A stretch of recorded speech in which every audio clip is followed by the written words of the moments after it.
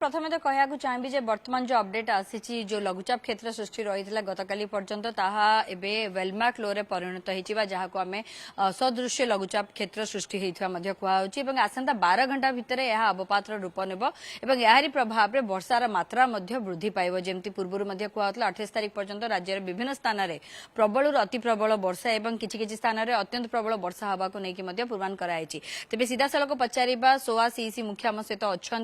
केउ स्थान में केते वर्षा रहिबा कारण महानदी उपरमुंडा और तलमुंडार वर्षा हवा को नहीं पूर्वान करा जायछि एवं वर्षा जदि अधिक वर्षा रहिबो तेबे बन्यार स्थिति रहिबो कि ना एनै मध्ये अधिक आलोचना करिया सर जेमती आपण कहूथिले जे वर्तमान वेलमार्क लो हेई सारिछि अवपातर रूप मध्ये नउछि आगामी 12 घंटा भीतर अवपातर रूप मध्ये नै जिवो सर यार प्रभाव वर्तमान राज्य रे केउ स्थान रे केते वर्षा हबो एवं वर्षार मात्रा केते अधिक रहिबो जो सिस्टम जो थिला हमर ओडिशा वेस्ट बेंगल बॉर्डर से दक्षिण आड़ को आछि माने ओडिशा उत्तर पश्चिम मझार ओडिशा उपकूल पाखापाखि रोचे किंतु से धीरे धीरे पुणी उपरको जीव उपरको ही पुणी पश्चिम उत्तर पश्चिम गति कर जो ये जो तार मुवमेंट से मुवमेंट माने आपणकर 27 तारिख राति 28 तारिख पर्यंत यह प्रकार स्थिति रहा कि ओडिशा रे विशेषकर आमर जो एरिया रे वर्षा हम से एरिया आमर जो लोअर महानदी अपर महानदी कैचमेंट अधिकांश जगह वर्षार परिमाण अधिक हबार संभावना रोचे बहुत जगह heavy rainfall heavy to very heavy rainfall भी हबार संभावना रोचे वर्षा जदिव 27 तारिख राति पर्यंत रोचे 28 तारिख भी पश्चिम ओडिशा बा छत्तीसगढ़ एरिया भी वर्षार संभावना अच्छी तो सर जो कहते बन्या स्थिति सर आम कह कि कारण लोयर कैचमेंट कथा कहते केउ अंचल लोयर कैचमेंट आसूची केते वर्षा हेले आम कहबा जे बन्या स्थिति हबार संभावना रोचे वर्षा आपणकर नयागढ़ आपणकर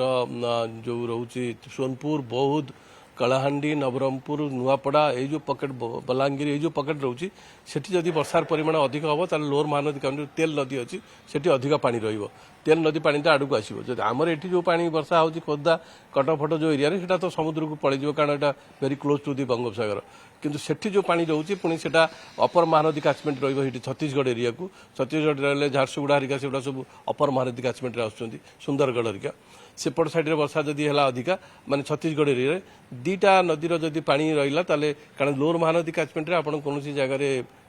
रिभर ब्यारेज ना जहाँ अपर महानदी हीराकुद रही है कंट्रोल करने लोअर महानदी मो आइडिया नहीं कौटी अच्छी किंतु सेटा से रिभर फ्लो रे आसो से पानी ताकू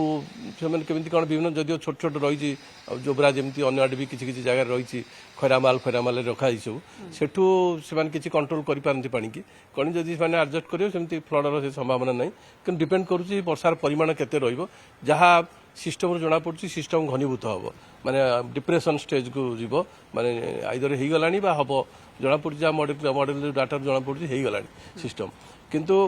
सेटा दक्षिण पटू रही तो उत्तर आड़ जीव वर्षार परिमाण धीरे धीरे बढ़िबो से तामाने हमें कहबा कि एई जो एबे जेतिकी दिन रही एतरे फ्लड हबार संभावना रहुची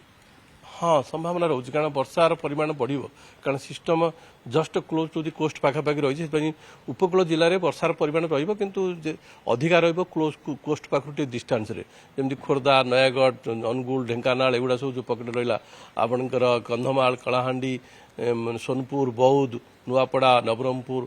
सेपट साइड संबलपुर बरगढ़ ये जो पकेट अच्छी सीटी वर्षार परिमाण बहुत हुए एगुड़ा फुल्ली आपणकर लोअर और अपर महानदी कैचमेंट अपर महानदी केवल छत्तीसगढ़ रोचे आमर ओडिशार झारसुगुड़ा आ सुंदरगढ़ जिला रोचे वर्तमान जेहेतु डिप्रेशन